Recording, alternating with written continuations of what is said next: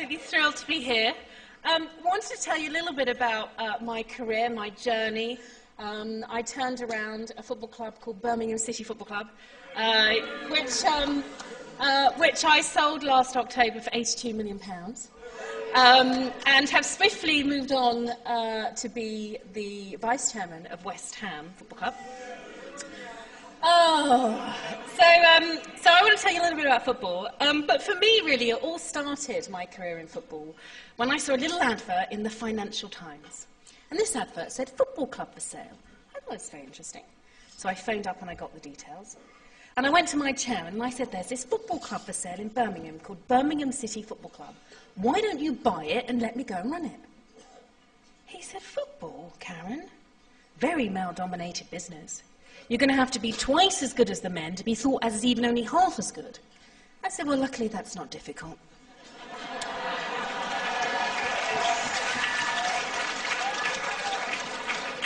And he said, go on then, we'll give it a go. And that was on the Friday, and on the Monday, we owned a football club. And there I was at my first press conference. I was 23 years old, and I was desperate to look at least 25.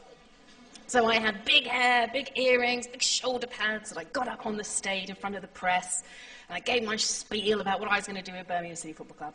And when I'd finished, I said, any questions? A little hand went up, and I said, yes, sir. He said, Sunday people? I said, yes, sir. He said, what are your vital statistics?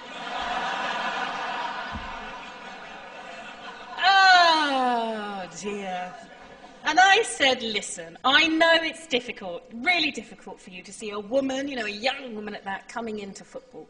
I said, but I promise you, in 10 years' time, when you come back to this football club, you're going to see us playing in the best league in the world and setting the standards that other football clubs are going to follow. And with that, I was very dramatic. I flicked my very big hair.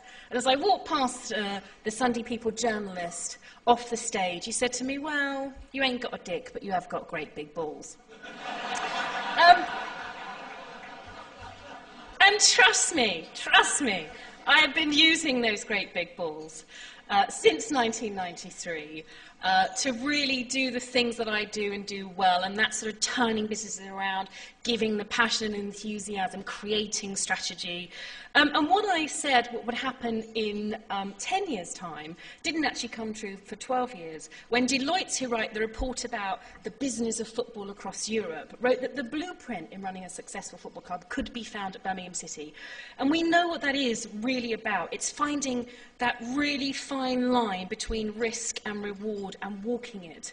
And, if you look at the state of Birmingham when I left it, it was a business that turned over £55 million, made £6 million profit in my last year, and had no debt. And trust me, that's good for a small business. It's a bloody miracle for football. Had a capacity of 30,000, more executive boxes than Liverpool and Everton added together, and a number of affinity schemes. So you could get a Blues mortgage, you could have a Blues credit card, Blues gas, Blues water, Blues petrol card, you could travel with Blues travel, and you could even have a Blues funeral.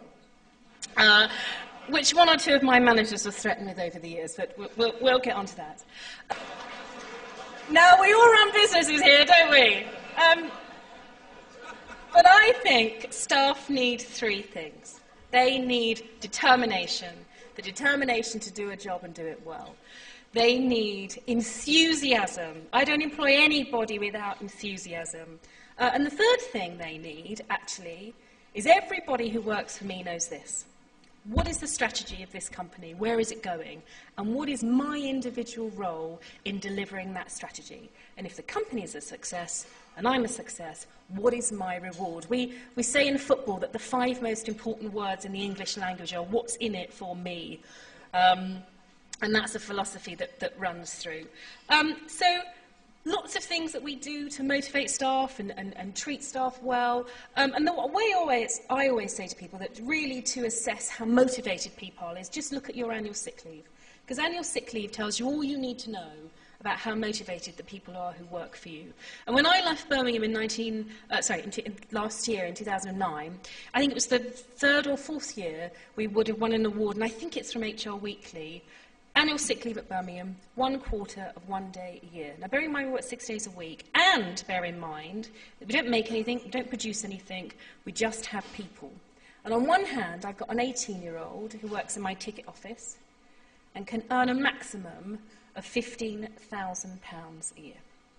And on the other hand, I have an 18-year-old footballer who trains for 45 minutes a day, might play the odd match, not that I'm bitter or anything, and he will get £15,000 a week. Now, the 18-year-old who earns £15,000 a year can't imagine what it's like living with £15,000 a week, and trust me, the 18-year-old footballer has no idea how people live on £15,000 a year. So how do you motivate them both in the same organisation to make them make the contribution that is needed to have that philosophy where everyone has to do everything to ensure the business is a success? And at Birmingham, I did it by having that philosophy and by teaching people the necessity of working with others, that great thing called teamwork.